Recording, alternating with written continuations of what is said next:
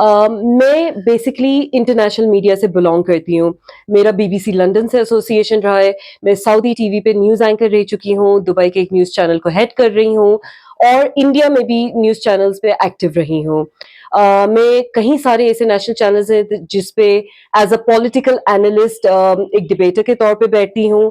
تو کہیں نہ کہیں الیکشنز کو لے کے, اس ملک کے صورتحال کو لے کے, اور خاص طور سے ڈیموکریسی کا جو یہ ایک بہت خوبصورت ہم سب کو رائٹ دیا ہے, ووٹنگ کا رائٹ, اس کو لے کے بڑی ایک تبدیل اسٹڈی کر چکی ہوں. 70 سالوں میں جو کشمیر کی صورتحال ہے اس پہ کتنا کام کیا گیا, ان ایشوز کو کتنا ایڈریس کیا گیا ہو, اور 10 سال کے بعد چناؤ ہو رہے ہیں, یہ اپنے آپ میں ایک بڑی حیرت انگیز بات ہے.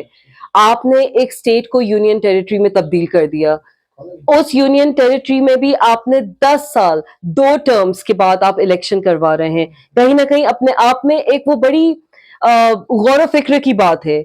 آپ انٹرنیشنل فورن ڈیلیگیٹس کو لے کے آ رہے ہیں کہ دیکھیے ہمارے کشمیر میں الیکشنز ہو رہے ہیں, آپ ایک منظر بنا رہے ہیں. 2019 میں کہاں تھے یہ فورن ڈیلیگیٹس جن کے سارے ویزاز کو آپ نے روک دیا گیا تھا, کسی میڈیا کو انٹر نہیں ہونے دیا تھا, انٹرنیٹ غالباً 1 سال سے نہیں تھا. اس وقت کہاں تھے یہ فورن ڈیلیگیٹ؟ سب آپ جا کے ان کو یہاں پہ لے کے آتے, دکھاتے کہ یہ ہو رہا ہے, ہم نے کشمیر میں یہ تبدیلی لا دی ہے. یا تو اون اپ دیٹ, یا تو آپ کہیں کہ ہم نے 370 کر کے میڈیا کی آواز بند کر کے, ان کا گلا گھونٹ کے, لوگوں کو انٹرنیٹ کی فیسلٹیز ختم کر کے, میجر پولیٹیکل لیڈرز کو بند کر کے آپ نے صحیح کیا. یا تو آپ یہ قبول کریں, یا پھر ابھی میڈیا اور فورن ڈیلیگیٹس کو لا کے آپ اس کا ایک تماشا نہیں بنائیں. یہ الیکشن کشمیریوں کا بیسک فنڈامنٹل کانسٹیٹیوشنل رائٹ ہے. رائٹ ٹو ووٹ ہر سٹیزن کا حق ہے جو ہندوستان کا سمویدھان دیتا ہے. مودی جی یا امت شاہ جی سے ہمیں یہ حق نہیں ملتا ہے.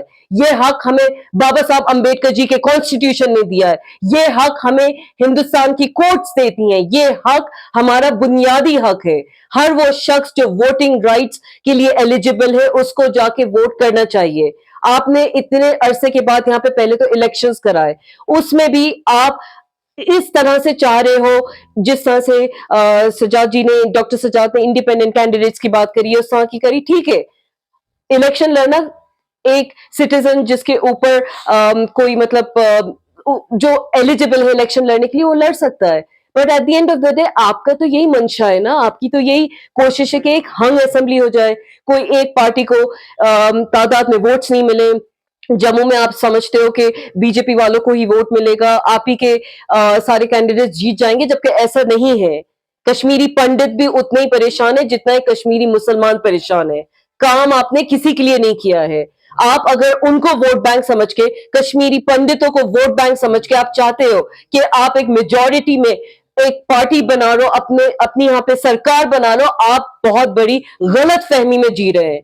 کشمیری یوتھ امپاورڈ ہے, کشمیری ووٹر بیوقوف نہیں ہے جو آپ بنائے رکھنا چاہتے ہیں. یہ پریس کانفرنس پولیٹیکل ہے ہی نہیں. یہ پریس کانفرنس کر رہے ہیں ہم جنتا کی ایک آواز رکھنے کے لیے, ہم جنتا کی بات رکھنے کے لیے. کشمیریوں کی من کی بات کون سنتا ہے؟ کشمیریوں کی من کی بات کون آگے رکھتا ہے؟ میڈیا کو تو آپ نے یہاں پہ چپ کر کے رکھا ہوا ہے, ذرا کوئی بول دے. آج میں نان کشمیری ہو کے سری نگر میں یہ پریس کانفرنس کر رہی ہوں. مجھے اس بات کا کوئی بھروسہ نہیں کہ یہاں سے نکلنے کے بعد میں بھی محفوظ ہوں یا نہیں. تو یہ تو میں ایز اے نان کشمیری بول رہی ہوں, جبکہ میں انٹرنیشنل میڈیا سے بلانگ کرتی ہوں. تو آپ سوچیے کشمیریوں کی کیا صورتحال ہوتی ہوگی, کتنے ڈر اور خوف میں جیتے ہوں گے.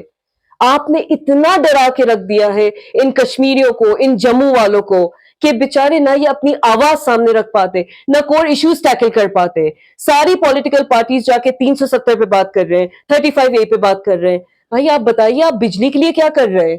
الیکشن میں آپ کے جو چناوی مینڈیٹ ہے, آپ کے مینیفیسٹو میں شکشا کی کہاں پہ بات ہو رہی ہے, ہیلتھ کی کہاں پہ بات ہو رہی ہے, کتنے ہاسپٹلز آپ بنائیں گے, کتنے محلہ کلینکس والا جو دہلی کا کانسیپٹ ہے اس ٹائپ کا کوئی کانسیپٹ لے کے آئیں گے, آپ روڈز کب ٹھیک کریں گے, آپ یہ ڈی سلٹنگ کا جو لیک کا مسئلہ ہے جو فرحان بھائی نے ابھی ذکر کیا اس پہ کب آپ بات کریں گے, آپ کشمیری یوتھ کو جابز کب دیں گے. 370 ہٹا کے آپ کا یہی منشا تھی کہ آپ MNCs لے کے آئیں گے, یہی کہا تھا نا آپ لوگوں نے. کتنی MNCs آ گئی, کتنی جابز کریشن ہو گئی, کتنے یوتھ کو امپلائمنٹ آپ نے دے دی, کتنوں کو جابز دے دی. جہاں پہ سرکاری جابس جن کے پاس ہیں نہ وہ خوش ہیں, پرائیویٹ جابس تو یہاں پہ بیرلی ایگزسٹنٹ ہیں, 3,000 میں یہاں پہ لوگ مہینے پہ کام کر رہے ہیں. گھر کیسے چلے گا, بچیوں کی شادی کیسے ہوگی, جو یوتھ ڈرگز میں آپ کو ڈھکیل کے آپ نے ان کو ڈپریشن میں لا کے رکھ دیا ہے, ان کی کون بات کرے گا؟ What are you even talking about? Core issues کا آپ جب تک ٹیکل نہیں کریں گے, نہ کشمیر سدھر سکتا, نہ جموں سدھر سکتا, اور نہ اس جو جس کو کشمیر کو جنت آن ارتھ, ہیون آن ارتھ کہا جاتا ہے, اس ویلی میں کچھ پیس نہیں آئے گا. Better for the whole India, it's better for the whole world. اب جموں کشمیر کے لیے اگر اچھا کام ہوتا ہے, یہ نہیں کہ پورے ہندوستان کے لیے اچھا ہے, it's better for the whole world. تب جا کے خوشحالی آ سکتی ہے. دس از مائی پرسنل بلیف, اور میرا پرسنل بلیف کبھی جھوٹا نہیں ہوتا ہے. کو آپ نے فیک کیسز میں, فالس کیسز میں فیک ایلیگیشنز لگا کے جیلوں میں بند کر رکھا ہے, کشمیر کے باہر جیلوں میں بند کر رکھا ہے, ان کے اوپر پی ایس اے لگا کے, یو اے پی اے لگا کے. یہ اتنے ڈریکونین لاز ہیں جو برٹشرز کے ٹائم پہ چلتے آ رہے تھے, وہی لاز آج تک موجود ہیں, جس میں برڈن آف پروف ہو جاتا ہے انفارچونیٹلی اکیوزڈ کے اوپر. وہ کس طرح سے اپنے آپ کو بے گناہ ثابت کرے گا جب آپ اس کو کہیں پہ اپنی وائس آگے رکھنے کی آپ ان کو پرمیشن نہیں دیتے. یو اے پی اے اتنا خطرناک, پی ایس اے اتنا ڈریکونین آؤٹ ڈیٹڈ لا ہے, برٹشرز کے ٹائم پہ ہوتا تھا. ہندوستانیوں کو پھنسانے کے لیے آپ ان پہ اینٹی نیشنل یا اینٹی برٹش جو سینٹیمنٹس رکھتے تھے ان کو پھنسانے کے لیے آپ یہ ایکٹس اور لاز لے کے آئے تھے. اس کو آپ نے اس کے تحت انوسنٹ بچوں کو, بچیوں کو, بزرگوں کو آپ نے لوگوں کو فیک ایلیگیشنز پہ بند کر کے رکھا ہے. چھوڑیے ان کو. اگر آپ ان کے اوپر ایلیگیشنز پروو نہیں کر سکتے تو ان کو باعزت بری کریے.